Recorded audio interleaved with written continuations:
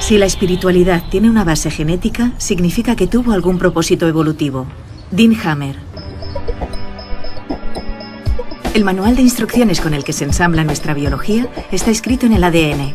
Pero, ¿es posible que los genes, además de regular el desarrollo de nuestro cuerpo, también influyan en nuestra personalidad? En este capítulo de Redes, Punset indaga sobre esta cuestión con Dean Hammer, genetista de los Institutos Nacionales de Salud de los Estados Unidos y divulgador científico.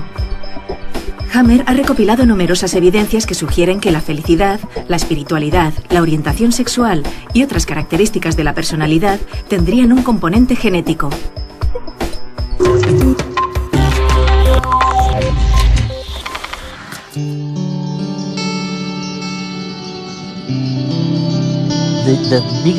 Sabes, mi mayor hallazgo, mi mayor descubrimiento fue mi perra. Sí. Me enseñó mucho.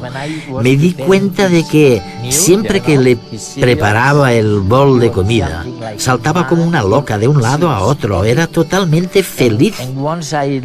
Mientras que una vez que le dejaba el bol debajo de la mesa, a veces comía y a veces no. Así que le pregunté a mis amigos, como Kandel, el premio Nobel, en Colombia, le dije, deberías estudiar este fenómeno en las ratas y los primates para ver si lo que sucede con mi perra es realmente la norma general. Y resulta que la felicidad está en la sala de espera de la felicidad. Oye, y así fue. Así es. En mi laboratorio también estudiamos la felicidad, pero desde una óptica totalmente distinta. Analizamos los genes que regulan la personalidad. Uno de ellos se llama gen del receptor D4 de la dopamina y controla la dopamina que se libera en el núcleo accumbens del cerebro. Se descubrió de una forma muy interesante. Un científico como yo estaba realizando experimentos con ratas que llevaban electrodos implantados en el cerebro. Cuando las ratas se acercaban al borde de la jaula, recibían una descarga. Todas las ratas salían corriendo. Habían aprendido a salir corriendo hacia el centro de la jaula. Salvo una. Esa rata seguía dirigiéndose una y otra vez al borde de la jaula. ¿Qué estaba pasando? Descubrieron que el electrodo de la rata estaba localizado en el núcleo accumbens. El núcleo accumbens libera dopamina y si recibe una descarga es la experiencia más placentera del mundo. Resulta que si se les administra a las ratas una descarga en el núcleo accumbens, preferirán recibir la descarga a beber, a aparearse o a comer. Lo preferirán a cualquier cosa. Fantástico. Descubrimos en el laboratorio que este gen D4 que libera dopamina está relacionado con el nivel de felicidad de las personas a lo largo de su vida. Es casi como un termostato que determina de media lo feliz que es alguien. Eso sí, para un momento concreto. ¿Qué decide lo felices que somos? Pues si el bol de comida está allá abajo o si nos lo acabamos de comer, sí. Desde los albores de nuestra especie, la espiritualidad nos ha ayudado a ver la vida con optimismo y a ser más felices a pesar de las adversidades. Que la pareja te deje, que tu empresa haga suspensión de pagos o que se te muera el perro son cosas que crean infelicidad y que son ajenas a nuestra genética. Pero el saber encajar estos chascos sí que puede estar relacionado con nuestro ADN. A lo largo de la evolución de la humanidad, creer en deidades, en fuerzas sobrenaturales o en otras vidas nos puede haber ayudado a seguir adelante, a luchar contra los elementos y a procrear, pese a nuestro inevitable destino, la muerte. Dean Hammer sostiene que la espiritualidad tiene un componente genético. Al margen de los credos religiosos, este concepto de espiritualidad contempla no solo la devoción por un Dios, sino también otras cuestiones como el sentimiento de conexión con la naturaleza, con el universo o el misticismo. La hipótesis de Hammer sugiere que existen genes que nos predisponen a ser más espirituales. Para estudiarlo, utilizó unos cuestionarios de personalidad que realizaron unas 1000 personas y que cuantificaban su espiritualidad. Esta muestra estaba compuesta por gemelos idénticos, mellizos y hermanos sin más. Luego, tras realizar estudios moleculares, el investigador encontró un vínculo entre esa medida de la espiritualidad y un gen. Se trata del VMAT2. Una secuencia con las instrucciones de una proteína relacionada con el tráfico en el cerebro de moléculas como la dopamina y la serotonina, moléculas ligadas a sentimientos como el placer, la motivación o la ansiedad, entre otros. El hecho es que quienes poseían una versión determinada de ese gen daban resultados mayores en los test de espiritualidad que los que tenían otra versión, digamos, no tan espiritual. Hammer sugiere que este gen podría predisponer a las personas a la espiritualidad, pero también aclara que es posible que no sea el único. Además, a esta posible contribución genética hay que añadir otros factores como el entorno familiar y social, el desarrollo embrionario y otras variables que modelarían nuestras creencias.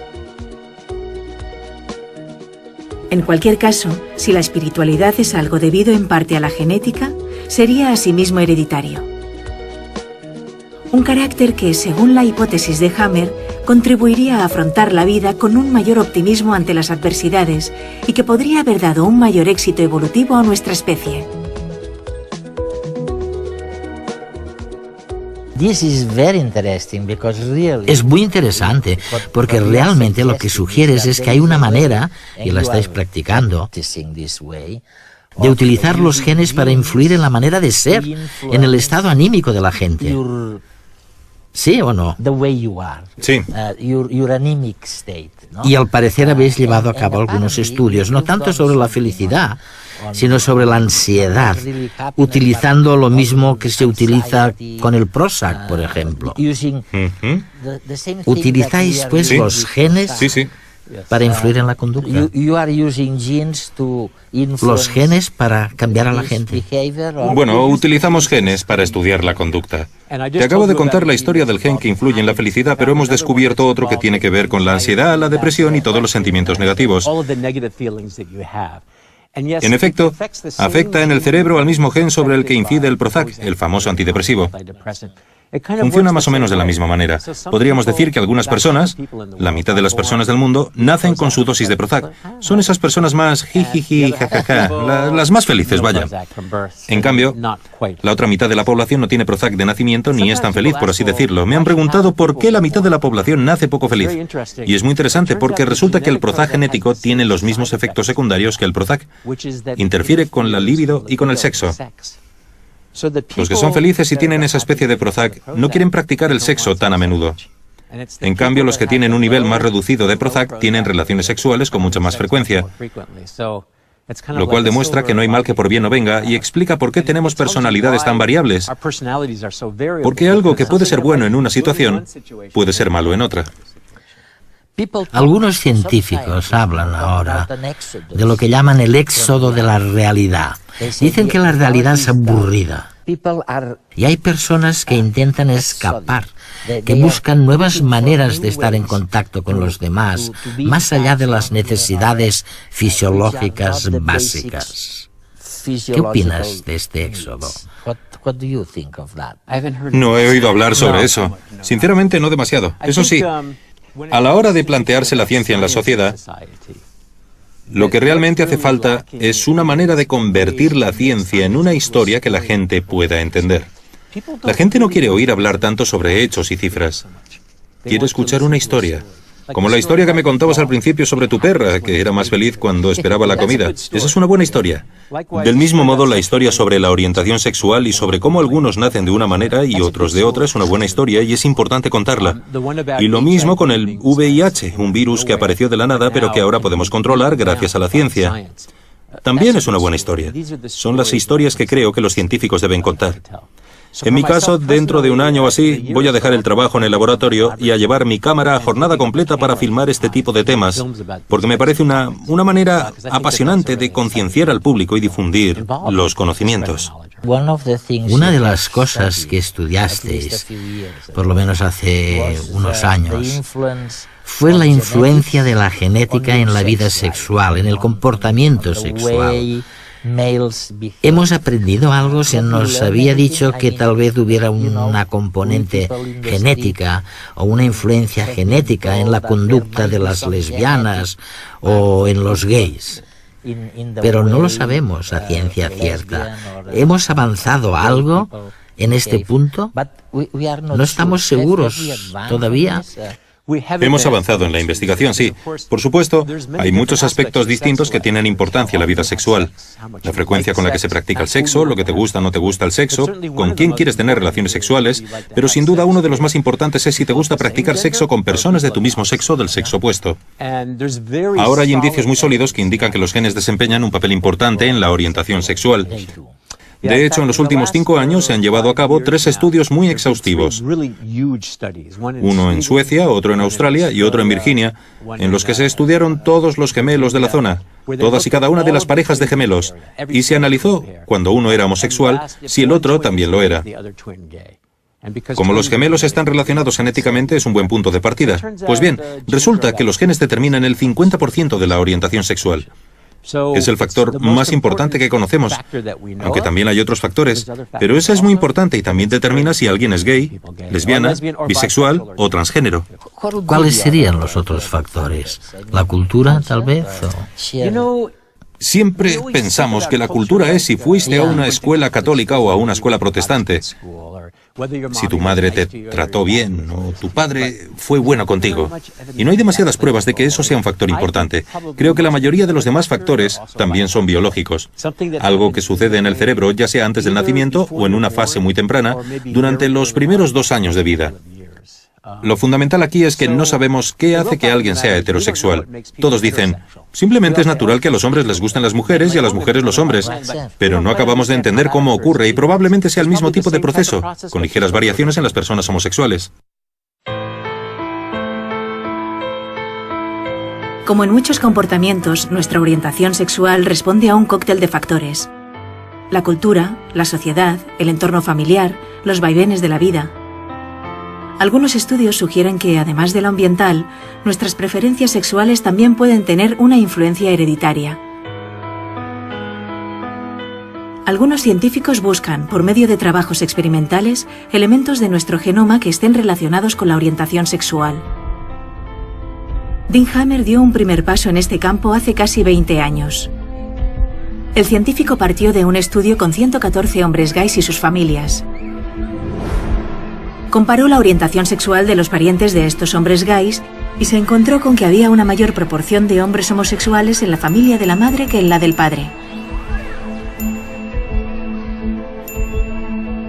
Eso sugería que quizá algo relacionado con uno de los cromosomas que determinan que una persona sea hombre o mujer, el X o el Y, estuviera implicado con la orientación sexual.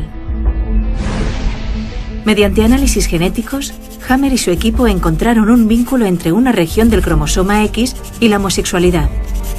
Tras ese hallazgo, varios científicos han propuesto otras zonas de nuestro ADN implicadas en la orientación sexual. A lo largo de la evolución, solo sobreviven los rasgos que favorecen la reproducción de los individuos. Los portadores de genes que predisponen a una orientación homosexual, al preferir personas del mismo sexo, se reproducirían menos. ¿Cómo es posible entonces que la evolución no haya eliminado estos genes? Hammer y otros científicos plantean algunas hipótesis para explicar este hecho. Para empezar, esos posibles genes, llamémosles genes gays, no son determinantes al 100% ni tampoco únicos. Como sucedería con la espiritualidad, los genes gays favorecerían la opción homosexual, pero el ambiente jugaría un papel tanto o más importante. Aparte, tener esta predisposición congénita a sentir atracción por personas del mismo sexo tampoco excluye en absoluto la posibilidad de tener hijos y de extender los genes a las siguientes generaciones. En este sentido, aquellas sociedades represivas donde la mayoría de personas homosexuales, con miedo de salir del armario, realizan una vida heterosexual, tendrían, paradójicamente, una mayor frecuencia de genes gays entre su población. En su trabajo, Hammer observó que en las familias de hombres gays había más mujeres heterosexuales que en el resto de las familias. Así, estos genes podrían potenciar la atracción hacia el sexo masculino, tanto en mujeres como en hombres. Es decir, más mujeres heteros y más hijos con el gen gay, que compensarían la falta de descendencia de sus parientes homosexuales. Sea cual sea la clave del éxito evolutivo de los genes gays, ser homosexual responde a un amplio abanico de causas entre las cuales las genéticas predisponen, pero no determinan. Dean, es fantástico lo que pasa en el cerebro, ¿no? Hace apenas unos años no sabíamos nada de todo eso. Y de repente, bueno, digo de repente, pero me refiero a que ha habido un proceso que ha sido bastante abrupto. Estamos aprendiendo la importancia de la codificación genética y cerebral en la conducta personal. Ha sido un avance muy rápido y creo que seguimos sin entender el problema fundamental del cerebro, que es cómo creamos los pensamientos y las emociones. Seguimos sin entenderlo, todavía es un misterio. Pero lo que sí que entendemos es que todo lo que controla el cerebro se ve influido por los genes que codifican el cerebro y que controlan las sustancias químicas que se liberan en el cerebro. Esto ha sido importante para los biólogos, por supuesto. Creo que también es importante para la sociedad, porque a menudo se atribuyen cierto tipo de conductas a enfermedades sociales o al entorno o a una creencia religiosa. Y hay que entender que no es así, que forma parte de la naturaleza humana, forma parte de lo que nos hace personas. Es muy importante. Lo que lo vuelve difícil de entender, tal vez, es la sutileza de los genes a la hora de influir sobre la naturaleza psicobiológica de una persona. Sí. De alguien de una forma distinta al resto. Sí. Mira, no es fácil de entender porque no siempre es como con el gen que determina el color marrón de ojos que hará que tengas los ojos marrones. Sin más, así de simple. Con los genes que codifican la conducta, todo es mucho más indirecto. Estos genes actúan liberando sustancias químicas en el cerebro y el mismo gen que hace que alguien padezca una adicción a la cocaína porque necesita dopamina, puede convertir a otra persona en un gran inversor o en un gran político porque le gusta la novedad. El mismo gen, la misma sustancia química, provoca cosas distintas. Es sutil, efectivamente. Sabes, una de las cosas que he descubierto recientemente, hace muchos años, unos 10 años, que se sabe que hay una especie de mutación en el embrión, una descarga de testosterona, que al parecer hace que el dedo anular sea más largo en los hombres que este dedo de aquí, el índice, ¿no? Sí. Eso ya lo conoces. Y con las mujeres es justamente al revés. Pues ahora resulta que algunos científicos amigos míos han llevado a cabo experimentos y me han contado que los que tienen este dedo más largo, ya sabes, como prueba de la descarga de testosterona, pues son más intrépidos, corren más riesgos y ganan más dinero, 10 veces más dinero que el resto de los mortales. Son operadores bursátiles magníficos. Ahora mismo todos los telespectadores están intentando estirar el dedo a ver si logran ganar más dinero. ¿Es cierto o falso? Creo que es muy posible que sea cierto, porque se trata básicamente de un marcador de sucesos hormonales que suceden en una fase muy temprana. Y no hay duda de que muchas de las cosas que ocurren cuando todavía estamos en el útero son tan importantes como las de después. Pero de nuevo lo importante es que la gente entienda que se trata de diferencias biológicas que no vuelven a alguien mejor o peor, sino que simplemente hacen que una persona sea un poco distinta a otra. Exacto. En Estados Unidos el tema de la orientación sexual es muy importante porque allí sigue habiendo un gran debate sobre la homosexualidad. Bueno, sobre si es aceptable o no. Por eso el matrimonio entre homosexuales está permitido solamente en algunos estados y no en otros. La Iglesia presiona mucho y hay mucho debate político. Es verdaderamente crucial que la gente entienda lo que nos dice la ciencia porque afecta a la forma en la que las personas se plantean los derechos humanos básicos. No debería ser así, pero así es. Y se trata de un caso en el que el conocimiento científico realmente incide no solamente en los científicos o los homosexuales, sino en toda la sociedad que los rodea. Para algunos científicos existe un colectivo muy interesante con el que llevar a cabo determinadas investigaciones: los gemelos monocigóticos, hermanos que desde un punto de vista genético son idénticos. Estos proceden de un óvulo que, tras la fecundación, se dividió en 2 células separadas con la misma información genética y que daría lugar a 2 individuos iguales, 2 clones. Los gemelos monocigóticos pueden aportar pistas para conocer qué aspectos de la biología y la psicología de las personas se deben a la herencia y cuáles responden a las circunstancias de la vida y del ambiente. Dentro de este grupo son especialmente interesantes aquellos que, por los motivos que sean, fueron separados de pequeños y crecieron en entornos distintos. Los científicos asumen que buena parte de las diferencias entre estos hermanos se debe al modelado ejercido por el entorno familiar, social y ambiental, puesto que la componente hereditaria es la misma para cada pareja. Los estudios de Dean Hammer sobre la espiritualidad y la orientación sexual se basan en gemelos monocigóticos, aunque no exclusivamente, ya que estos presentan un problema, escasean, y más los que crecieron separados. Por ello, los científicos también recurren a hermanos no tan idénticos, a los gemelos dicigóticos, más conocidos como mellizos, y a los hermanos sin más. Ambos casos proceden de dos óvulos distintos, fecundados cada uno por un espermatozoide distinto. Las parejas de gemelos dicigóticos y de hermanos de distintos partos conservan muchos rasgos en común, pero no todos. A diferencia de los gemelos idénticos, los mellizos muestran diferencias no solo en sus genes, sino también en sus cromosomas. De aquí que dos hermanos mellizos puedan ser de distinto sexo, niño y niña. Los mellizos y los hermanos convencionales abundan, sí, pero a la vez muestran mayores diferencias en su ADN. Al investigar con estos, los científicos deben encontrar aquellas diferencias genéticas que, si pasaran por alto, podrían sesgar los resultados de sus estudios. ¿Cuál es el futuro entonces? Recuerdo una de tus películas. Bueno, era más bien un vídeo breve. En realidad, el vídeo versaba sobre dos chicas lesbianas que estaban diseñando al niño que querían tener, el color de sus ojos, la altura, todo. Era maravilloso. Pero, oye, ¿dónde estamos con relación a ese proyecto?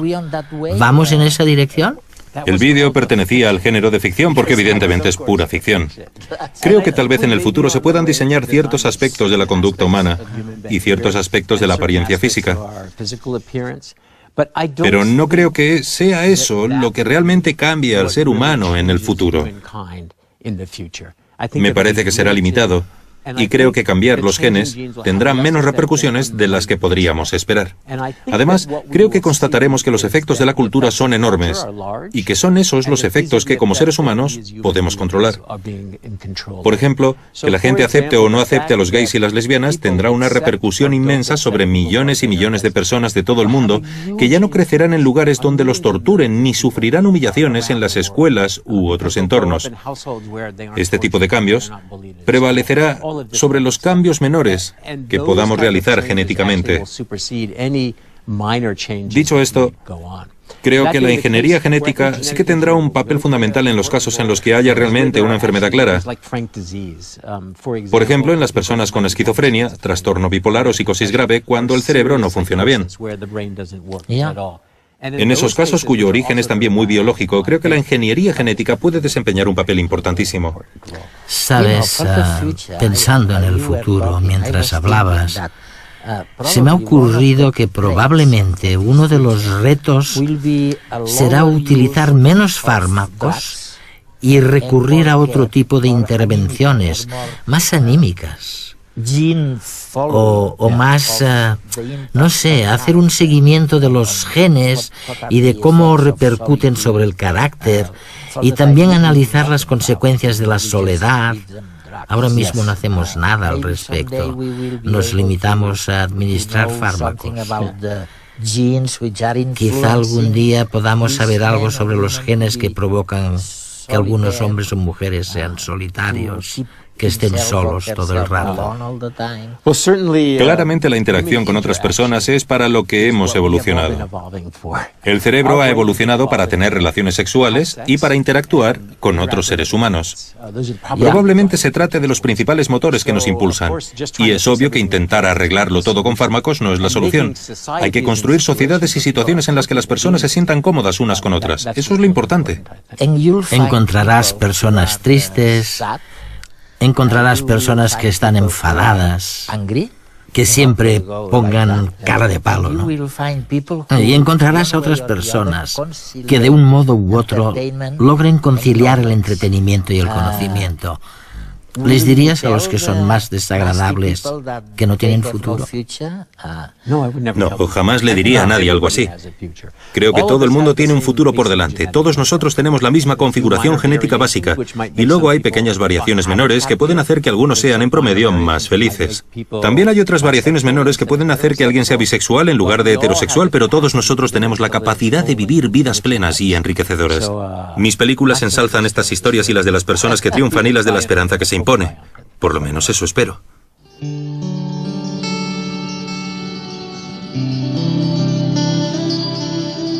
Durante décadas hemos asistido al debate sobre qué pesaba más en la balanza de la naturaleza humana, si lo innato o bien lo adquirido.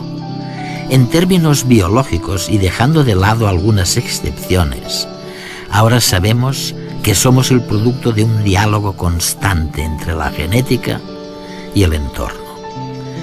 Sin embargo, todavía es un misterio cómo surgen los pensamientos y las emociones. Lo que es indudable es que los genes que controlan las sustancias químicas que se liberan en el cerebro ejercen una influencia sutil, pero influencia al fin y al cabo, en esos pensamientos y en esas emociones. Por ello, al investigar sobre la felicidad, la depresión o la sexualidad desde el punto de vista genético, Dean Hammer está descubriendo el abecedario con el que se escribe el libro de nuestras vidas. Naturalmente, el abecedario no es el todo. También hace falta una gramática y una ortografía, y allí es donde entra en juego el entorno y la cultura. Pero, ¿quién podría escribir un libro sin contar con el abecedario?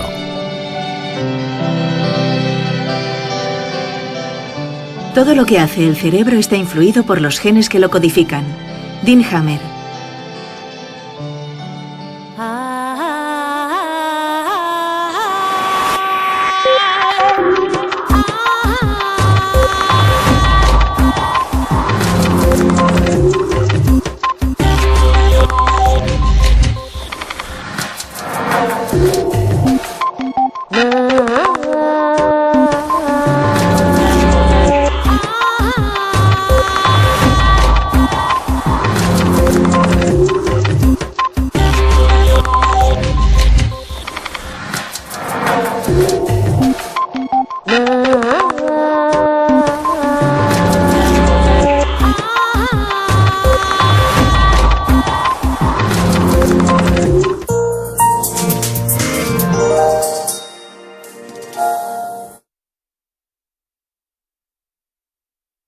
¿Qué aspectos de la biología y la psicología de las personas se deben a la herencia y cuáles responden a las circunstancias de la vida y del ambiente? Dentro de este grupo son especialmente interesantes aquellos que, por los motivos que sean, fueron separados de pequeños y crecieron en entornos distintos. Los científicos asumen que buena parte de las diferencias entre estos hermanos se debe al modelado ejercido por el entorno familiar, social y ambiental, puesto que la componente hereditaria es la misma para cada pareja. Los estudios de Dean Hammer sobre la espiritualidad y la orientación sexual se basan en gemelos monocigóticos, aunque no exclusivamente, ya que estos presentan un problema, escasean, y más los que crecieron separados. Por ello, los científicos también recurren a hermanos no tan idénticos, a los gemelos dicigóticos, más conocidos como mellizos, y a los hermanos sin más. Ambos casos proceden de dos óvulos distintos, fecundados cada uno por un espermatozoide distinto. Las parejas de gemelos dicigóticos y de hermanos de distintos partos conservan muchos rasgos en común, pero no todos. A diferencia de los gemelos idénticos, los mellizos muestran diferencias no solo en sus genes, sino también en sus cromosomas. De aquí que dos hermanos mellizos puedan ser de distinto sexo, niño y niña. Los mellizos y los hermanos convencionales abundan, sí, pero a la vez muestran mayores diferencias en su ADN.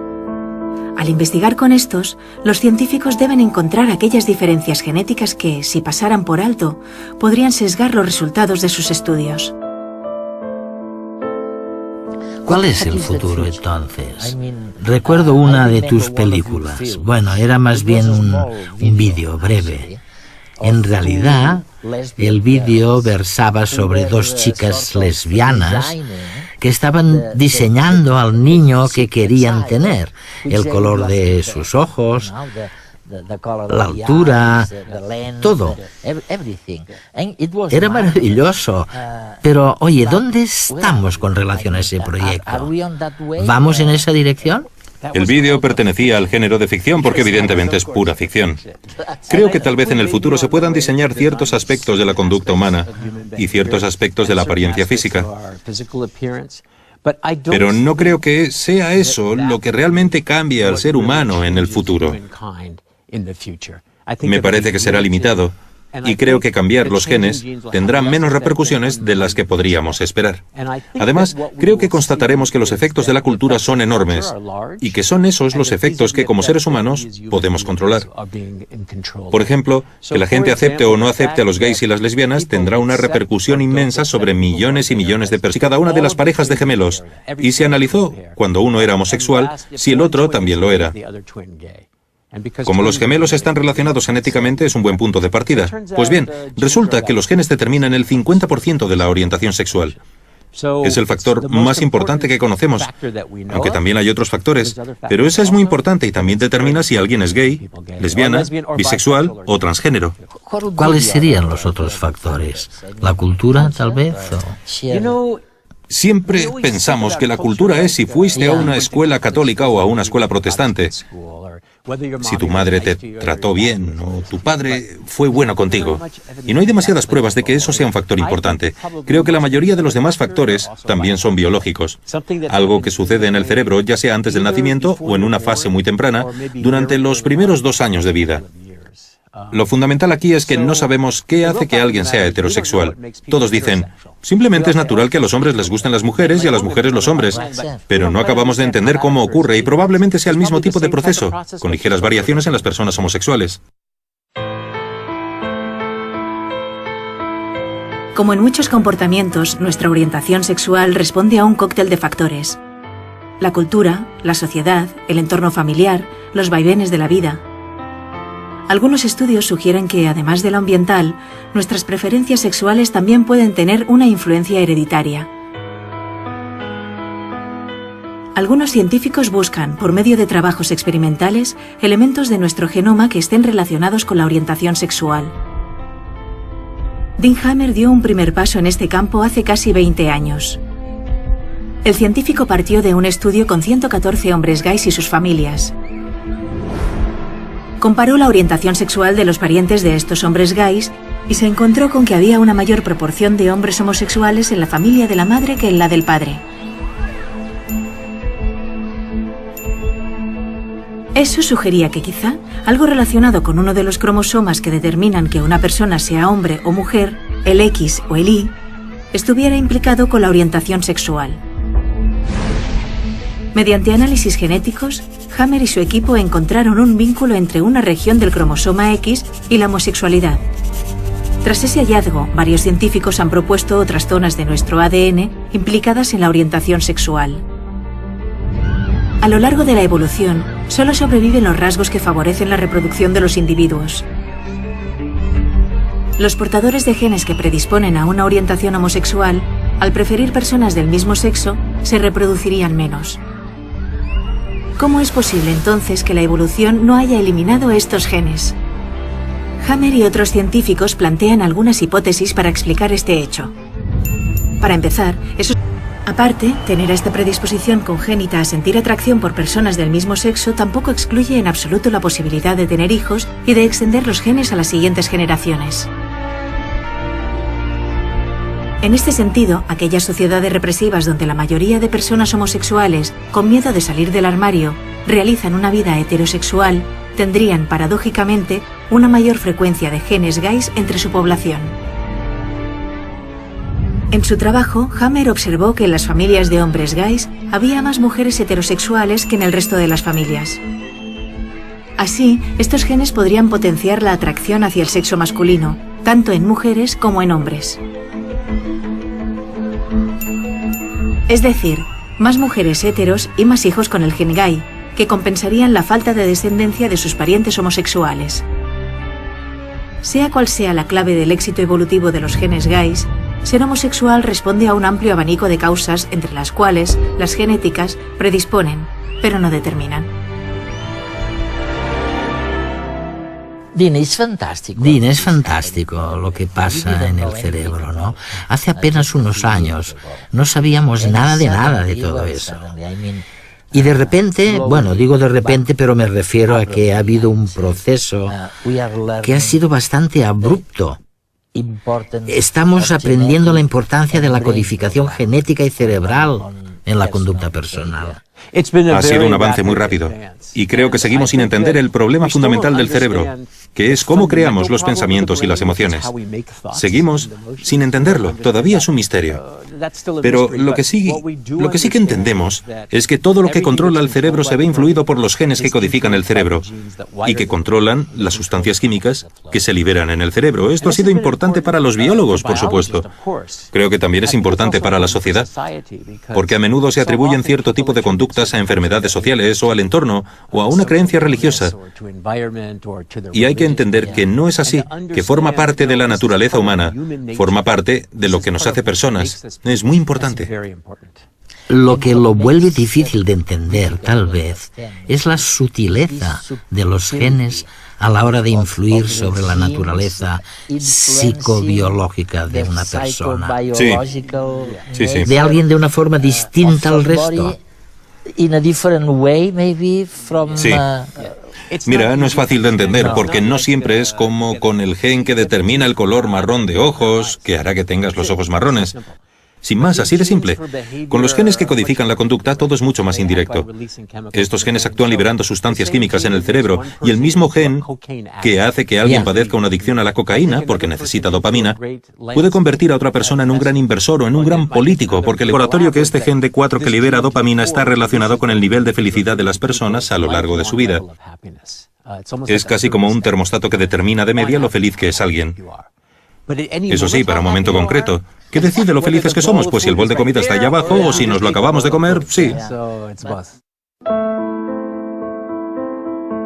Desde los albores de nuestra especie, la espiritualidad nos ha ayudado a ver la vida con optimismo y a ser más felices a pesar de las adversidades. Que la pareja te deje, que tu empresa haga suspensión de pagos o que se te muera el perro son cosas que crean infelicidad y que son ajenas a nuestra genética. Pero el saber encajar estos chascos sí que puede estar relacionado con nuestro ADN.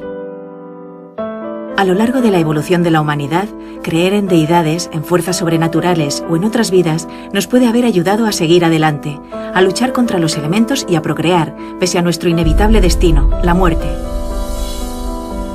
Dean Hammer sostiene que la espiritualidad tiene un componente genético.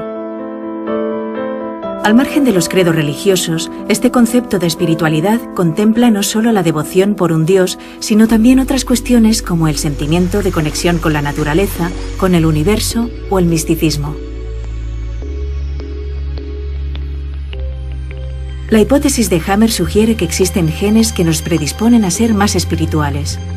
Para estudiarlo, utilizó unos cuestionarios de personalidad que realizaron unas 1000 personas y que cuantificaban su espiritualidad. Esta muestra estaba compuesta por gemelos idénticos, mellizos y hermanos sin más. Luego, tras realizar estudios moleculares, el investigador encontró un vínculo entre esa medida de la espiritualidad y un gen. Se trata del VMAT2, una secuencia con las instrucciones de una proteína relacionada con el tráfico en el cerebro de moléculas como la dopamina y la serotonina, moléculas ligadas a sentimientos como el placer, la motivación o la ansiedad, entre otros. El hecho es que quienes poseían una versión determinada de ese gen daban resultados mayores en los test de espiritualidad que los que tenían otra versión, digamos, no tan espiritual. Hammer sugiere que este gen podría predisponer a las personas a la espiritualidad, pero también aclara que es posible que no sea el único. Además, a esta posible contribución genética hay que añadir otros factores como el entorno familiar y social, el desarrollo embrionario y otras variables que modelarían nuestras creencias. En cualquier caso, si la espiritualidad es algo debido en parte a la genética, sería asimismo hereditario. Un carácter que, según la hipótesis de Hammer, contribuiría a afrontar la vida con un mayor óptima información genética y que daría lugar a dos individuos iguales, dos clones. Los gemelos monocigóticos pueden aportar pistas para conocer qué aspectos de la biología y la psicología de las personas se deben a la herencia y cuáles responden a las circunstancias de la vida y del ambiente. Dentro de este grupo son especialmente interesantes aquellos que, por los motivos que sean, fueron separados de pequeños y crecieron en entornos distintos. Los científicos asumen que buena parte de las diferencias entre estos hermanos se debe al modelado ejercido por el entorno familiar, social y ambiental, puesto que la componente hereditaria es la misma para cada pareja. Los estudios de Dean Hammer sobre la espiritualidad y la orientación sexual se basan en gemelos monocigóticos, aunque no exclusivamente, ya que estos presentan un problema, escasean, y más los que crecieron separados. Por ello, los científicos también recurren a hermanos no tan idénticos, a los gemelos dicigóticos, más conocidos como mellizos, y a los hermanos sin más. Ambos casos proceden de dos óvulos distintos, fecundados cada uno por un espermatozoide distinto. Las parejas de gemelos dicigóticos y de hermanos de distintos partos conservan muchos rasgos en común, pero no todos. A diferencia de los gemelos idénticos, los mellizos muestran diferencias no solo en sus genes, sino también en sus cromosomas. De aquí que dos hermanos mellizos puedan ser de distinto sexo, niño y niña. Los mellizos y los hermanos convencionales abundan, sí, pero a la vez muestran mayores diferencias en su ADN. Al investigar con estos, los científicos deben encontrar aquellas diferencias genéticas que, si pasaran por alto, podrían sesgar los resultados de sus estudios. ¿Cuál es el futuro entonces? Recuerdo una de tus películas. Bueno, era más bien un vídeo breve. En realidad, el vídeo versaba sobre dos chicas lesbianas que estaban diseñando al niño que querían tener, el color de sus ojos, la altura, todo. Era maravilloso. Pero, oye, ¿dónde estamos con relación a ese proyecto? ¿Vamos en esa dirección? El vídeo pertenecía al género de ficción porque evidentemente es pura ficción. Creo que tal vez en el futuro se puedan diseñar ciertos aspectos de la conducta humana y ciertos aspectos de la apariencia física. Pero no creo que sea eso lo que realmente cambie al ser humano en el futuro.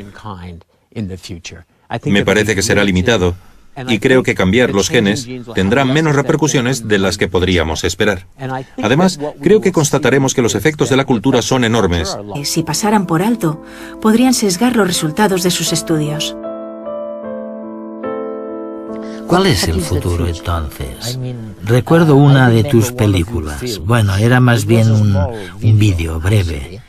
En realidad, el vídeo versaba sobre dos chicas lesbianas que estaban diseñando al niño que querían tener, el color de sus ojos, la altura, todo. Era maravilloso. Pero, oye, ¿dónde estamos con relación a ese proyecto? ¿Vamos en esa dirección? El vídeo pertenecía al género de ficción porque evidentemente es pura ficción. Creo que tal vez en el futuro se puedan diseñar ciertos aspectos de la conducta humana y ciertos aspectos de la apariencia física. Pero no creo que sea eso lo que realmente cambie al ser humano en el futuro. Me parece que será limitado. Y creo que cambiar los genes tendrá menos repercusiones de las que podríamos esperar. Además, creo que constataremos que los efectos de la cultura son enormes y que son esos los efectos que como seres humanos podemos controlar. Por ejemplo, que la gente acepte o no acepte a los gays y las lesbianas tendrá una repercusión inmensa sobre millones y millones de personas de todo el mundo que ya no crecerán en lugares donde los torturen ni sufrirán humillaciones en las escuelas u otros entornos. Este tipo de cambios prevalecerá sobre los cambios menores que podamos realizar genéticamente. Dicho esto, Creo que la ingeniería genética sí que tendrá un papel fundamental en los casos en los que haya realmente una enfermedad clara. Por ejemplo, en las personas con esquizofrenia, trastorno bipolar o psicosis grave, cuando el cerebro no funciona bien. En esos casos, cuyo origen es también muy biológico, creo que la ingeniería genética puede desempeñar un papel importantísimo. Sabes, pensando en el futuro, mientras hablabas, se me ha ocurrido que probablemente uno de los retos será utilizar menos fármacos y recurrir a otro tipo de intervenciones, más anímicas. O más, no sé, hacer un seguimiento de los genes y de cómo repercuten sobre el carácter, y también analizar las consecuencias de la soledad. Ahora mismo no hacemos nada al respecto. Nos limitamos a administrar fármacos. Quizá algún día podamos saber algo sobre los genes que provocan que algunos hombres o mujeres sean solitarios, que estén solos todo el rato. Claramente la interacción con otras personas es para lo que hemos evolucionado. El cerebro ha evolucionado para tener relaciones sexuales y para interactuar con otros seres humanos. Probablemente se trate de los principales sustancias químicas en el cerebro, y el mismo gen que hace que alguien padezca una adicción a la cocaína porque necesita dopamina puede convertir a otra persona en un gran inversor o en un gran político porque le gusta la novedad. El mismo gen, la misma sustancia química, provoca cosas distintas. Es sutil, efectivamente.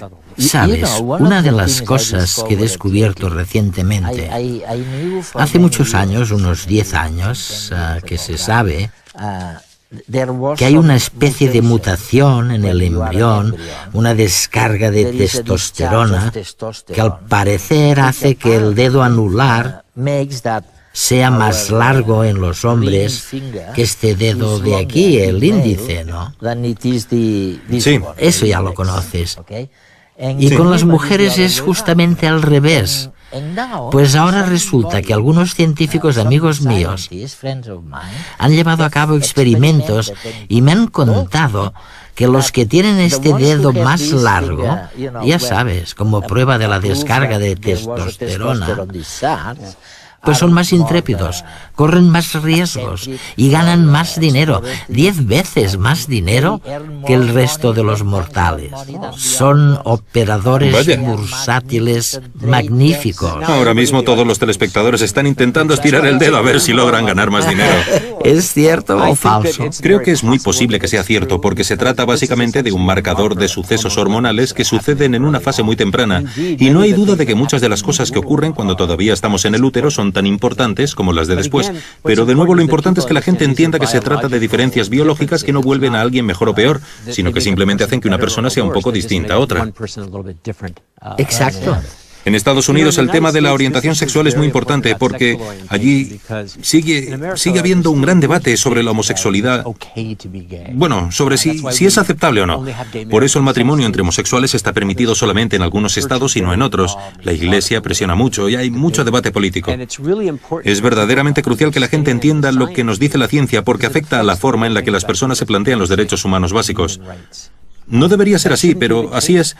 Y se trata de un caso en el que el conocimiento científico realmente incide no solamente en los científicos o los homosexuales, sino en toda la sociedad que los rodea. Para algunos científicos existe un colectivo muy interesante con el que llevar a cabo determinadas investigaciones: los gemelos monocigóticos, hermanos que desde un punto de vista genético son idénticos. Estos proceden de un óvulo que, tras la fecundación, se dividió en 2 células separadas con la misma información genética y que daría lugar a 2 individuos iguales, 2 clones. Los gemelos monocigóticos pueden aportar pistas para conocer